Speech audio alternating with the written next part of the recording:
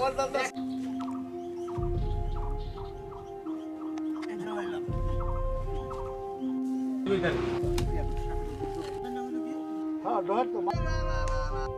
যাস না, এই যাস না, খারাপ দেখছেন কত বড় পাওয়ারফুল। এই বাবা রে বাবা, দেখছেন কেমনে থাপ্পা দেয়?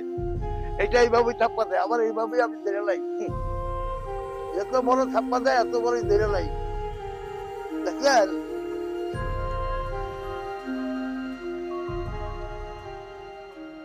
এই ধরে লাইলাম তো, দেখলেনই তো, সামনাসামনি দেখলেন কিভাবে। মিরাজুল হক ঢালি, তবে স্থানীয়দের কাছে মিনু ঢালি নামেই পরিচিত সে। দীর্ঘ 40 বছরেরও অধিক সময় ধরে গ্রামে গ্রামে ঘুরে সাপ ধরাই যার নেশা। এ পর্যন্ত ধরেছেন সহস্রাধিক বিষাক্ত সাপ, যার মধ্যে রয়েছে ছোট বড় অন্তত 10-এর অধিক রাসেল ভাইপারসও।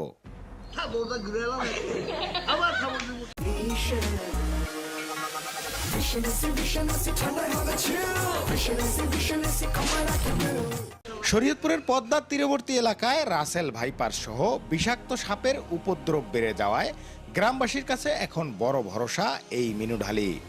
সাপ দেখলেই খবর দেয়া হয় মিনু ঢালিকে, সাথে সাথে ছুটে যান সাপ ধরতে। সাপ ধরার জন্য বিশেষ কোনো প্রশিক্ষণ কিংবা আধুনিক যন্ত্রপাতি নেই মিনু ঢালির কাছে। একটি মাত্র লাঠি আর বস্তা নিয়ে সাপ উদ্ধারে নেমে পড়েন এই সাপুরে। ঝোপঝাড়, কৃষিমাঠ, এমনকি বসত বাড়ির সব জায়গা থেকেই উদ্ধার করেছেন বিষধর নানান প্রজাতির সাপ আর সাপের ডিম। অত এলাকায় মনে করেন আমার এমন কোনো দিন নাই 50-60টা ফোন না আসে এই সাপের জন্য।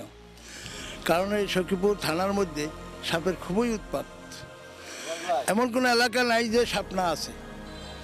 আর দৈনিক এমন কোনো দিন নাই 3টা, 4টা, 5টা, 6টা সাপ না ধরি।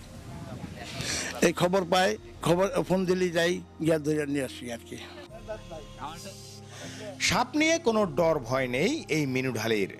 রাসেল ভাইপার্স, গোখরার মতো ভয়ঙ্কর সব বিষধর সাপ নিয়ে রীতিমতো খেলাধুলা করেন ষাটোর্ধ্ব এই সাপুরে। আগে সাপে কাটা রোগীর চিকিৎসা করলেও এখন আর তা করছেন না তিনি। বিষাক্ত সাপে কাটলে দ্রুত সময়ের মধ্যে হাসপাতালে নেয়ার পরামর্শ দেন মিনু ঢালি। আমি সাপ ধরাতে কোনো ভ্রুক্ষেপ করি না। আল্লাহর রহমতে এই পর্যন্ত মনে হয় যে হাজার হাজার সাপ আমি ধরছি। সবচেয়ে বিষাক্ত হলো রাসেল ভাইপার।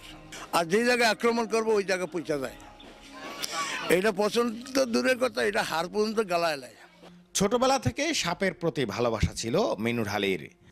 নিজ উদ্যোগেই সাপ ধরার কৌশল রপ্ত করেছেন তিনি। গেল কয়েক মাস যাবৎ প্রতিদিনেই বিভিন্ন জায়গা থেকে পাচ্ছেন সাপের খবর। ভয়ঙ্কর সাপের উপদ্রবের মধ্যে মিনু ঢালি এখন গ্রামবাসীর কাছে বড় আস্থার প্রতীক। সাপে কাটা রোগীর মৃত্যু ঝুঁকি কমাতে প্রত্যন্ত অঞ্চলে অ্যান্টিভেনম সরবরাহের দাবি স্থানীয়দের। জিয়াইতে পারে তো এর হয়াত থাকলে, ও যায় যদি না পারে তার কোনো হয়াত নেই। এই কথা আপনাদের এলাকায় ভ্যাকসিন নাই, ওষুধ নাই? ওষুধ নাই গা। এই সখীপুরের আশেপাশে যদি কোনো ভ্যাকসিন কেন্দ্র হইতো তাহলে আমাদের জন্য অনেক একটু ভালো হইতো। রাসেল ভাইপার্স নিয়ে গ্রামবাসীকে আতঙ্কিত না হয়ে সতর্কভাবে চলাফেরা করার পরামর্শ দেন মিনু ঢালি। কিন্তু সবাই হুঁশিয়ার থাকবেন এই রাসেল ভাইপারের কাছ থেকে। শরীয়তপুরের প্রত্যন্ত চরাঞ্চলগুলিতে বাড়ছে বিষধর সাপের উপদ্রব। মানুষের মৃত্যু ঝুঁকি কমাতে স্থানীয়দের সচেতন করার পাশাপাশি প্রত্যন্ত অঞ্চলে অ্যান্টিভেনম সরবরাহের দাবি জানিয়েছেন স্থানীয়রা। নুরুল আমিন রবিন, চ্যানেল 24, শরীয়তপুর।